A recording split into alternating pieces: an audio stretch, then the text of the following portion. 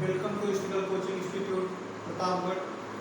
प्यारे बच्चों, हम लोग जोड़ों की संख्या पढ़ रहे थे, जिसमें हमने योगफल पर आधारित प्रश्न पढ़ा था। अब हम गुणनफल पर आधारित प्रश्न पढ़ेंगे और वहां से देखेंगे कि किस प्रकार से क्वेश्चन निकल के आ रहा है। जैसे बच्चे आपसे कहा जाए कि दो संख्याओं का गुणनफल 22,500 है और उनका मासा 15 है, तो कितने जोड़े संभव है, अर्थात कितने जोड़े बनाए जा सकते हैं। तो बच्चे ध्यान दीजिएगा, यहाँ पर योगफल यानी n1 प्लस n2 आपका दिया है, n1 इंटू n2 दिया है आपका 22,500 और 22,500 और यहाँ पर जो बच्चे एचसीएफ दिया है वो दिया है कितना, 15 दिया है। अब यहाँ समझना ये है कि आपसे कह रहा कितना जोड़े संभव है। तो ऐसे कंडीशन में हमें पता है कि नंबर को हमें क्या मान लेना होता है, अनुपातिक रूप में मान लेता होता है। तो मान लेते हैं n1 और n2 का जो अनुपात है a अनुपात b के अनुपात में है। तो प्यारे बच्चों, यहाँ से n1 और n2 का जो अनुपात निकल के आया, अब यहाँ से कह सकते हैं कि 15 यहाँ से अगर नंबर निकालेंगे तो n1 क्या निकल के आएगा बच्चे, 15 इंटू a यानी 15a और n2 जो निकल के आएगा 15 इंटू b यानी बच्चे निकल के आएगा 15b। अब यहाँ से बच्चे शर्त के अनुसार कह रहा है कि इसका योगफल हमें जो दिखाई दे रहा है, इसका गुणनफल जो है वो कितना है, 2250। यानी हम कह सकते हैं कि 15a इंटू 15b बराबर यहाँ पर हो जाएगा 22,500। तो अब यहाँ पर बच्चे ये दोनों इस तरफ जाएंगे तो कह सकते हैं कि a इंटू बी बराबर 22,500 बटे 15 इंटू 15। अब यहाँ से देखो 15 से काटेंगे तो 15 से काटेंगे तो 15 बार में जो है 225 यानी यहाँ डबल जीरो और यहाँ पर काटेंगे तो 100 बार में कट जाएगा। यानी यहाँ से निकल कर आया कि a इंटू बी बराबर 100। जब बच्चे a इंटू बी बराबर आपका 100 आ गया तो आपको देखना ये है कि ऐसे नंबर में तोड़ना है जिससे उनका मल्टीप्लाई करने के बाद 100 हो जाए और उनका एचसीएफ निकालने के बाद 1 आ जाए। तो ये तो बच्चे आपका 100 कामा 1 ही हो जाएगा, क्योंकि 100 का 1 में मल्टीप्लाई कराएंगे तो 100 आएगा और दोनों का अगर एचसीएफ निकालेंगे 1 आएगा और दूसरा जो होगा 4 कामा 25 यानी बच्चे यहाँ पर 4 25 का 100 और दोनों का एचसीएफ देखेंगे तो क्या निकल का आएगा, 1 निकल का आएगा। यानी बच्चे यहाँ से आपको देखने को मिला कि कितने जोड़े संभव हैं। तो जोड़ों की जो संख्या है, जोड़ों की संख्या 2 होगी। बात समझ आया?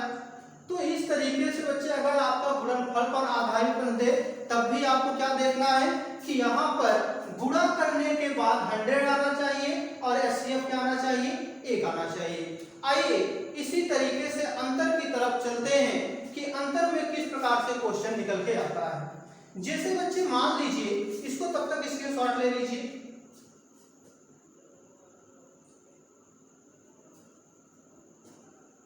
चलिए आइए देखते हैं अगला क्वेश्चन।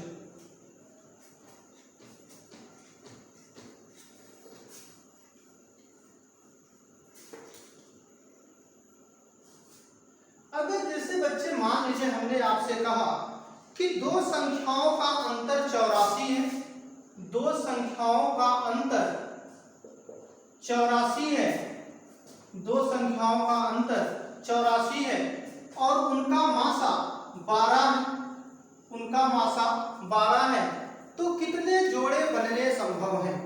अगर हमने आपसे क्वेश्चन में कहा कि दो संख्याओं का अंतर 84 है और उनका मासा 12 है, तो कितने जोड़े संभव हैं। तो आइए देखते हैं कि अंतर के क्वेश्चन में बच्चे कुछ नहीं करना होता है, बस आपको पहले के जैसे करना है। यहाँ पर मान लेते हैं n1 और n2 का जो अनुपात है a अनुपात बी के अनुपात में है। बच्चे यहाँ पर सारी चीजें आपको हम लिख के इसलिए समझा रहे हैं कि क्वेश्चन को आप बेहतर तरीके से समझ पाए और नए क्वेश्चन को अपने तरीके से क्रिएट कर पाए और ट्रिक को अपने अनुसार आप बना सकें। जरूरी नहीं है कि ट्रिक हम बताएं तभी आप सीखें। आप डिटेल क्लास पहली चीज समझिएगा, फिर देखिएगा क्या उसका रिस्पॉन्स निकल के आता है। अब यहाँ n1 और n2 का जो अनुपात है वो क्या है, a अनुपात b के अनुपात में है। तो यहाँ पर कह सकते हैं कि HCF जो हमारा दिया है वो क्या दिया है, 12। तो यहाँ से हमारा n1 निकल के आएगा 12a और n2 निकल के आएगा 12b। पास में हमारा। अब यहाँ पर बच्चे ध्यान देना, शर्त के अनुसार आपसे कह रहा है कि अंतर कितना है, 84। यानी कहने का मतलब 12a माइनस 12b बराबर यहाँ कितना हो जाएगा, 84। तो 12 यहाँ पर बच्चे कॉमन लेंगे तो a माइनस b बराबर यहाँ पर 84 और 12 सते 84, a माइनस b बराबर यहाँ पर क्या आ जाएगा, 7 आ जाएगा। जब a माइनस b बराबर 7 आ गया, इसका मतलब यहाँ पर बच्चे हम कह सकते हैं कि a माइनस b बराबर 7। तो अब यहाँ पर आपको जोड़ों की संख्या बताना है, युग्मों की संख्या बताना है कि युग्म कितने होंगे। अब यहाँ पर मुझे बताओ, क्या यहाँ पर ऐसा कह सकते हैं कि 9 कामा 2, भाई 9 में से 2 घटाएंगे तो 7 आ जाएगा ना, और दोनों का अगर HCF निकालेंगे 1 आएगा। इसी तरीके से यहाँ पर 9 कामा 4 भी कर सकते हैं, दोनों का HCF निकालेंगे, सॉरी यहाँ पर, हाँ यहाँ पर देखो 9 कामा 2 कर सकते हैं, और क्या आ सकता है 12 कामा 5 कर सकते हैं, 12 में से 5 जाएगा, 7 5 12, यानी यहाँ भी अंतर कितना आ गया, आपका 7 आ गया। यानी ऐसे और भी नंबर मिल सकते हैं, यानी आप कह सकते हो 19 कामा 12 कर सकते हो। तो यहाँ पर देखो 12 7 19, यहाँ पर भी आ गया, और दोनों का अंतर लेंगे कितना आ जाएगा, यहाँ पर भी अंतर 7 आ जाएगा, HCF 1 आ जाएगा। यानी बच्चे ध्यान देना कि अगर आपको कहना हो कि अंतर के क्वेश्चन में कितने संभव हैं, तो आप कह सकते हैं कि असंख्य संख्या संभव है, अर्थात यहाँ पर निश्चित नहीं किया जा सकता कि कितने जोड़े संभव हैं। तो यहाँ एक नोट लिखिएगा कि दी गई शर्त के अनुसार, दिए गए शर्त के अनुसार, शर्त के अनुसार अनंत युग्म या युग्मों की संख्या, युग्मों की संख्या निश्चित नहीं की जा सकती, निश्चित नहीं की जा सकती। यदि आपको नोट में लिखना है कि दिए गए शर्त के अनुसार युग्मों की संख्या निश्चित नहीं की जा सकती, अर्थात अंतर वाले प्रश्न में आप युग्मों की संख्या निश्चित नहीं कर सकते हैं, तो इस चीज को विशेष ध्यान दीजिएगा। आइए आगे की तरफ चलते हैं। भाग पर आधारित प्रश्न, यहां पर किस प्रकार से क्वेश्चन निकल के आता है, तब तक इसको स्क्रीनशॉट ले लीजिएगा।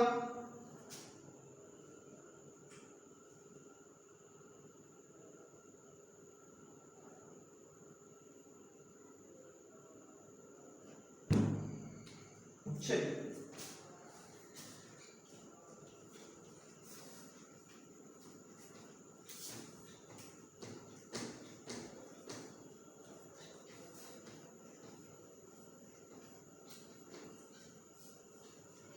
बच्चे, अगर आपसे क्वेश्चन में कहे कि दो संख्याओं का भागफल, दो संख्याओं का भागफल 15 है और उनका मासा, उनका मासा, उनका मासा 18 है, 18 है, तो कितने जोड़े बनने संभव है, बनने संभव है। अब एक बार इस क्वेश्चन को बच्चे ध्यान से देखिए और समझिए कि किस प्रकार से क्वेश्चन आपका आ सकता है।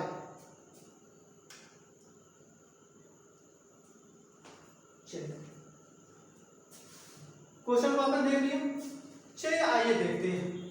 देखिए बच्चे, जिस प्रकार से हमने क्वेश्चन को अभी तक लगाते आए हैं, इसी प्रकार से मान लेते हैं कि वे संख्या n1 और n2 जिनका अनुपात a अनुपात b के अनुपात में और इनका एचसीएफ दिया है कितना, 18 दिया है। तो बच्चे बड़ी जाहिर सी बात है कि अगर यहाँ पर हम n1 की बात करें तो 18a हो जाएगा और अगर n2 की बात करें 18b हो जाएगा।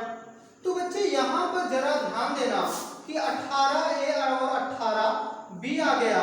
तो अब यहाँ पर देखो, अब यहाँ पर मुझे कह रहा है कि n1 अपान n2, भाई दो संख्याओं का भागफल ना, तो हमने n1 अपान n2 बराबर कितना दे रखा है, 15 दे रखा है। तो अब यहाँ पर बच्चे यहाँ पर क्या करेंगे, n1 कितना है 18a और n2 कितना है 18b बराबर कितना है 15 है। तो अब यहाँ पर बच्चे ध्यान दो, अगर इसको काटेंगे तो कट गया, अर्थात a अपान b बराबर कितना आ गया, 15 आ गया। अब आपको बताना है कि कितने जोड़े संभव हैं, बताओ कितने जोड़े संभव हैं। तो अब बच्चे ध्यान देना कि जब आपका ऐसी कंडीशन आए तो 15 में आप किससे भाग कराओगे कि 15 आ जाए। तो ऐसा नंबर आपको देखने को जब मिले या ऐसा क्वेश्चन आपके सामने आए तो बच्चे आपको हल नहीं करना है, बल्कि आपको सीधे सीधे शब्दों में कहना है कि ऐसा सदैव एक ही जोड़ा संभव होगा, इससे ज्यादा जोड़ा संभव नहीं है। तो यहाँ पर बच्चे नोट लिख लीजिए, नोट में लिखिएगा कि भाग की स्थिति में, भाग स्थिति में केवल एक जोड़ा बनना संभव है, बनना संभव है। बच्चे इस चीज को नोट में लिख लीजिएगा जो है कि भाग की स्थिति में केवल एक जोड़ा बनना संभव है। बस बच्चे आज आपका एचसीएफ पूरी तरीके से खत्म हो गया। अब कल हम लोग एलसीएम को पढ़ेंगे, एलसीएम से कितने प्रकार के क्वेश्चन बनेंगे उसको हम लोग समझेंगे। और तब तक के लिए देखने के लिए धन्यवाद। आप खुश रहिए और चैनल से जुड़े रहिए और अपना लाभ उठाते रहिए।